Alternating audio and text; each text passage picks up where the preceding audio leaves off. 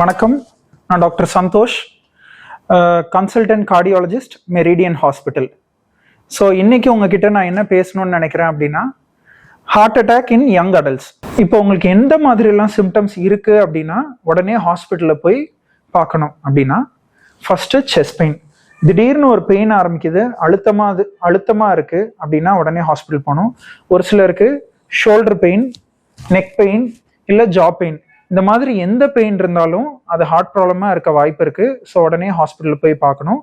Sugar பேஷண்ட்ஸ்க்கு பெயினே இருக்காது, ஒரு ப்ரொஃப்யூஸ் ஸ்வெட்டிங், திடீர்னு வேர்த்து போகுது, இல்லை மயக்கமாக வர மாதிரி இருக்குது, இல்லை ரொம்ப மூச்சு வாங்குது அப்படின்னா கூட உடனே ஹாஸ்பிட்டலில் போய் செக் பண்ணிக்கணும். இது கூட ஹார்ட் அட்டாக்கோட சிம்டம்ஸாக இருக்கலாம்.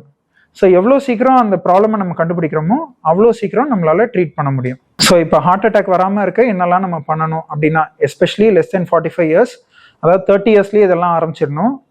ஃபர்ஸ்ட் வந்து ஹெல்தி லைஃப் ஸ்டைல், அதாவது ரெகுலராக 45 மினிட்ஸ் டெய்லி வாக்கிங் போகணும். டயட் வந்து பார்த்தீங்கன்னா ஹோம் குக் ஃபுட்டு தான் எடுத்துக்கணும்.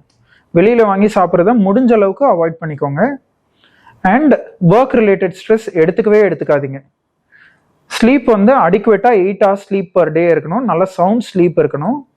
அதுக்கப்புறம் உங்களுக்கு smoking or tobacco in any form அந்த மாதிரி ஹேபிட்ஸ் இருந்ததுன்னா உடனே ஸ்டாப் பண்ணிடுங்க. உங்களுக்கு சுகர், பிபி, கொலஸ்ட்ரால், இது மூணுத்துல எது இருந்தாலும் frequently visit a doctor. Sugar, BP, cholesterol மூணுத்தையுமே கண்ட்ரோலில் வச்சுக்கோங்க. அதுக்கு என்ன டேப்லெட்ஸ் கொடுக்குறாங்களோ அதெல்லாம் ஃபாலோ பண்ணுங்க. அதுக்கு ரெகுலர் செக்அப்ஸ் எடுத்துக்கோங்க.